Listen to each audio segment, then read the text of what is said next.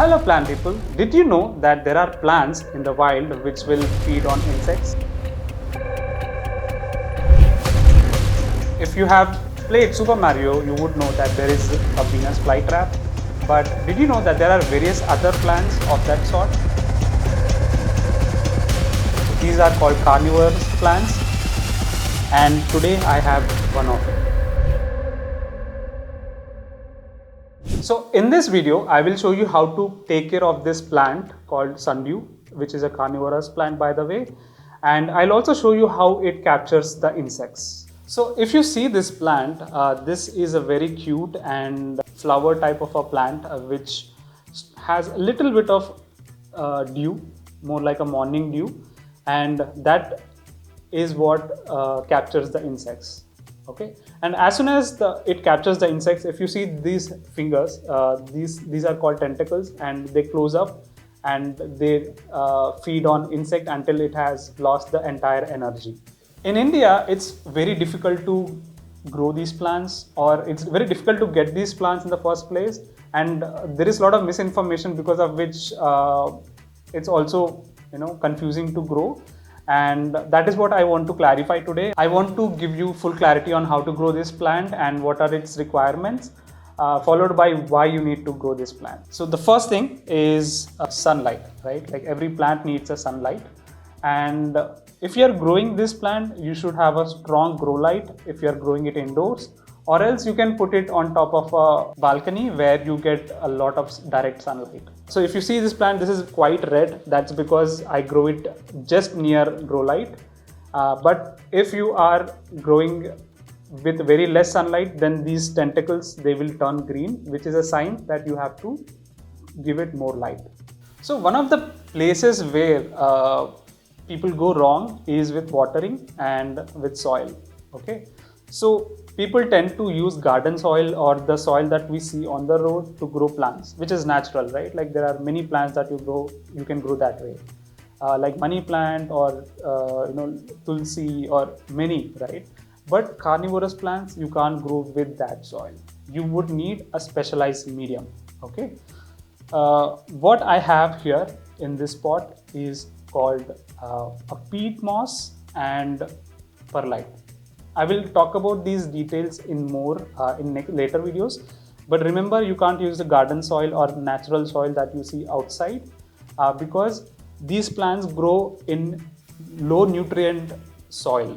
And if you have, like for example, normal soil, they will have a lot of nutrients and they will kill the plant. So it's better not to have that.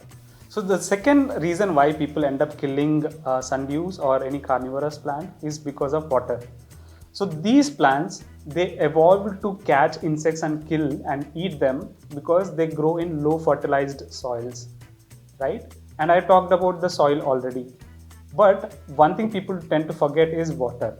Did you know that even a water that you take for drinking will have a little bit of salts in it, some minerals? Even if you take Bisleri, for example, they say at the end added minerals. That's because it is necessary for humans to take them every day. But this plant does not require anything. So to avoid giving unnecessary minerals and salts to this plant, we have to use this water, distilled water. And this is something which you can obtain from battery stores, because lithium batteries stores or bike stores where they sell batteries, you can get them 5 liters can, and this is what is used for growing these. And also if you see this setup, this is very weird, right? So there is a plant on top and there is a lot of water reservoir at the bottom. That is because these grow near rivers, okay? And they are not underwater plants, but they are also not plants which can grow outside of rivers. So that is why you have to make it a way for them to grow like a river, and that is what we are doing. So we are keeping ½ inch of water inside this so that it will, we are creating that environment where the plant is able to feel it is a river and get the necessary water whenever it requires. So this is the distilled water can which I have, and I already filled some water into the cup. let me show you how I generally pour. So this is how you pour. You don't pour directly into the soil because the roots of these plants are not very strong. So it's better to pour it into the reservoir directly. So I don't have an insect as such right now, and I'm using this forceps to showcase you how it triggers whenever an insect is captured by it. So you can just bring this forceps closer to the tentacle which has a dew.